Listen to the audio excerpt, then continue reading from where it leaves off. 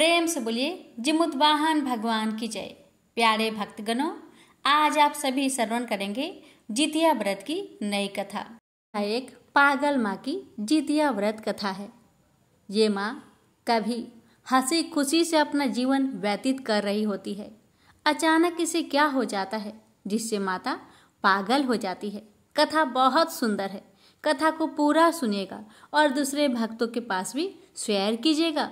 प्रेम से बोलिए जिमुतवाहन भगवान की जय, जितिया मैया की जय।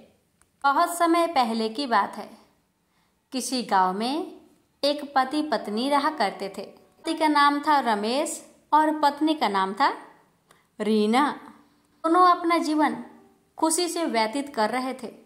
शादी के 10 साल बीतने के बाद भी उनका कोई संतान नहीं होता। बहुत मन्नतें मांगने के बाद उन्हें एक पुत्र की प्राप्ति होती है, जो कि एकदम से अस्वस्थ रहता है, रोगी रहता है। डॉक्टर ने कह दिया था कि यह बालक बचेगा नहीं, और हुआ वैसा ही। बालक कुछ दिन जीवित रह के मृत्यु को प्राप्त होता है। यह देखकर माता पागल सी हो जाती है। उसे कुछ भी अच्छा नहीं लगता। खाना पीना सोना जागना कुछ भी अच्छा नहीं लगता। दिन भर अपने बालक को ही याद किया करती थी और रोया करती थी। मेरा पति पत्नी को बहुत समझाता, लेकिन पत्नी कुछ नहीं समझती। उसका दिमाग पागल जैसा हो गया था। ऐसे तैसे करके दिन बीतते गया। पागल जब भी किसी बालक को देखती उसे लगता वह उसी का बालक है और दौड़ के जाके बालक को गोद में ले लेती थी। कहती ये मेरा पुत्र है, ये मेरा पुत्र है। लेकिन जिसका बच्चा होता वह माता या फिर पिता अपने बच्चे को उससे छीन कर ले जाता। उसके बाद फिर रीना पागलों जैसे सर पीट कर रोना शुरू कर देती। इसी तरह ही बड़े ही दुख से दिन बीत रहे थे। एक दिन की बात है।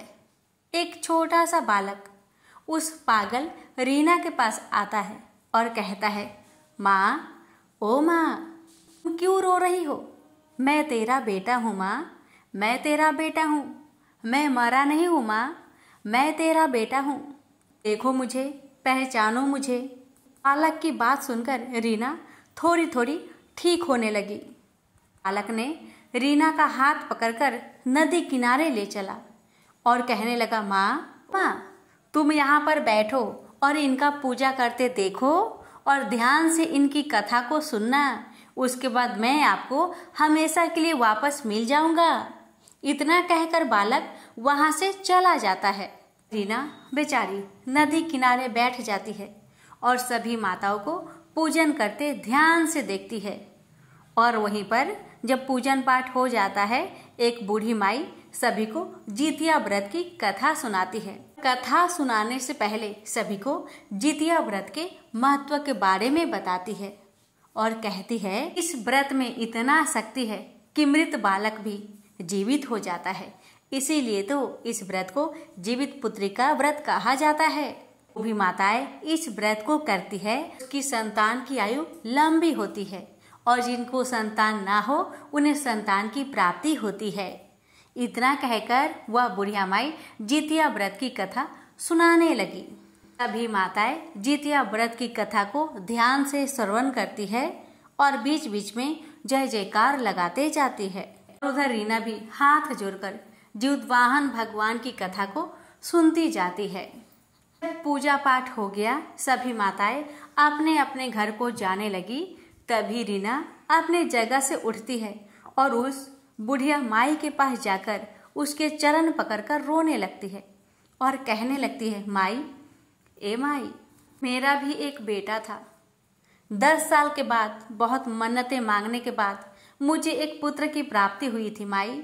दुर्भाग्य की बात यह है माई कि मेरा पुत्र कुछ दिन जीवित रहकर ही मृत्यु को प्राप्त हो गया। तब से मैं पागल जैसी हो गई थी। अचानक आज मेरे पास एक छोटा सा बालक आया।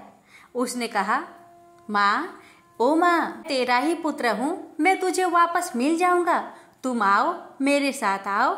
ऐसा कहकर उस बालक ने मुझे यहाँ पर छोड़कर चला गया। कहने लगा, माँ, अगर तुम ये व्रत करोगी तो मैं तुम्हें वापस मिल जाऊंगा।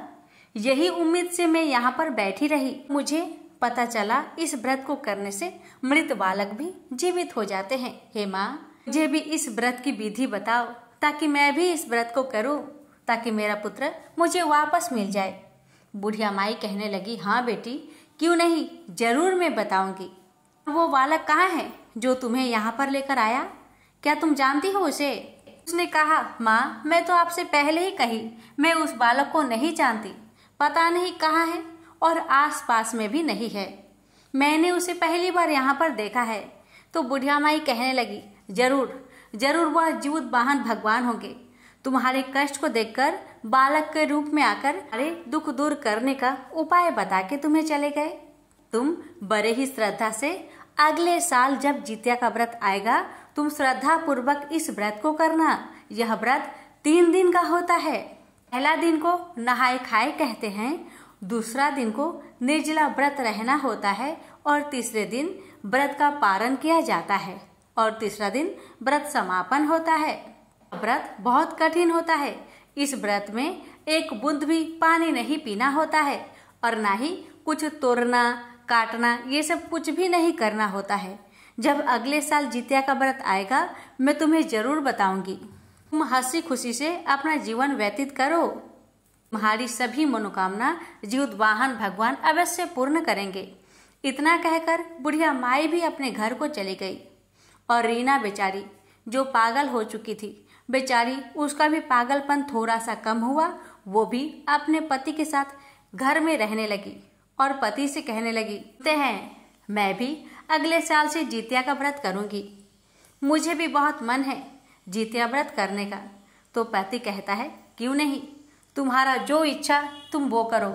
मैं तो आज बहुत खुश हूँ कि जीवित वाहन भगवान की कृपा से आज तुम्हारा पागलपन ठीक हो पाया है, इसलिए मैं आज बहुत खुश हूँ। वाहन भगवान अपनी कृपा अपने सभी भक्तों पर ऐसे ही करते रहे, मेरा ये हाथ जोड़कर प्रार्थना है। न कहकर पति पत्नी अपने घर को चले गए और इसी तरह दिन बीतने लगा। रीना को बड़े ही बेसब्री से इंतजार था कि कब 1 साल बीते और जितिया का पर्व आए। इसी तरह दिन बीतते गया और ठीक जितिया का पर्व आ गया।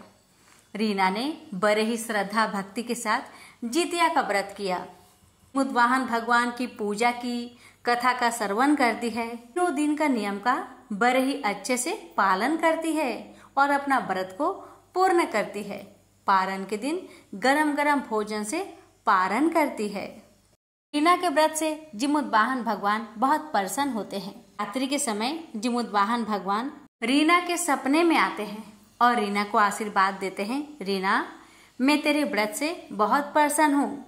मैं तुझे आशीर्वाद देता हूँ, तुम्हें जुड़वा पुत्र की प्राप्ति होगी। भगवान के वरदान से रीना फिर से गर्भ धारण करती है और ठीक 9 महीने बाद वह 2 जुड़वा पुत्रों को जन्म देती है। जीवित वाहन भगवान की कृपा से रीना के सारे दुख तकलीफ दूर हो गए, उसकी गरीबी दूर हो गई, उसके घर में अन्न धन के भंडार भर गए।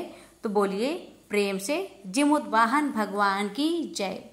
हे जीवित भगवान, जैसे आपने रीना की कष्ट को दूर किए, वैसे हर माता की सभी कष्टों को दूर करना, सभी माता के सभी मनोकामना को पूर्ण करना, सभी की बच्चे की रक्षा करना। प्रेम से बोलिए जीवित वाहन भगवान की जय, जितिया मैया की जय। भक्तों, आपको हमारी आज की ये कथा कैसी लगी कमेंट बॉक्स में लिखकर जरूर बताइएगा।